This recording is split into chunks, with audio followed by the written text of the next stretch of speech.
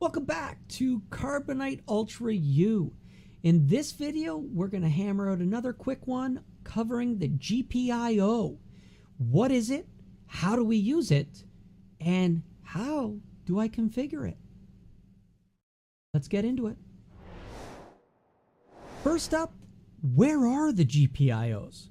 Well, if we go to the Getting Started guide, which we can get to on the website, or of course has come with your product, you're going to find that there is a DB25 connector on the back labeled GPIO.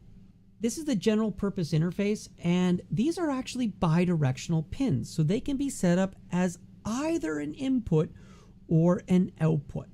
You just have to make sure that you wire it accordingly.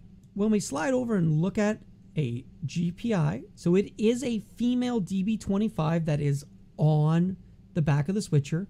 You're going to wire to a male connector. We do include these connectors inside of the baggie. They have a direct pin correlation. GPI in or out 1 is pin 1 through pin 24, and you will find the common ground on 25. Now obviously it'll probably be a lot easier to take this to a breakout. Now that we know where they are, let's jump into dashboard and configure them. Absolutely, you can do this on the physical panel as well, but as we've seen, dashboard makes things easy. Let's jump to the configuration menu and we'll go to our GPIO tab. Now they list off exactly currently what it is. So GPIO 1, pin 1, is currently set to a GPI, so it is an input. You can see down here, 8 is set to an output. It will then tell you the function that will be triggered based on its current setup. If I want to change this, I click on the edit button. I can either set it up to be an in or set it up to be an out. If it's a GPI input, I can pick no event.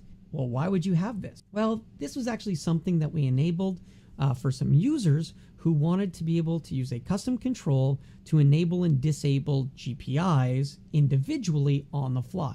So this was a quick way to set it to none, and then they could always set it back. The type of events can be a custom control. Now this one I like to use a lot because if there's anything on the switcher I want to do that isn't one of these direct functions, well, I can just build that into a custom control. Next up, you can recall a memory. This recalls all inclusions, all MEs, all mini MEs, all canvases, all chroma keys. You do not have the ability through one of these to call an individual ME recall. Again, if I want to do that, hop on over, build a custom control. I can also trigger fade to black. When we fade to black, what the switcher actually does is it puts black on your preset bus, transitions all keys off, and the background bus to black. I can assign any ME cut of any ME or canvas, any ME auto trans, any key cut, any key auto trans. I can set up any aux bus to switch to any source. These are great when I want to do CCU overrides. So I can wire connectors from my camera control units to the GPI control, and now I can press that button on the camera controller and it will switch the aux bus that is feeding my waveform and vector scope. Also, as a GPI, what's great about them is they'll either trigger on a voltage or they'll also trigger on just a short to ground, by the way. So if you just short pin 1 to the ground pin, it's going to fire that off. If instead I set it up as an output category, I can go ahead and set whether it's supposed to be a level trigger and whether it does level low or level high. I can also set up the mode to be a normal or a tally mode. Now this one's kind of neat.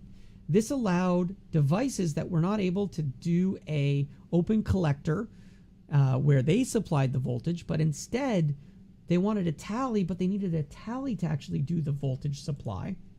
Well, I can now set it up as a tally mode.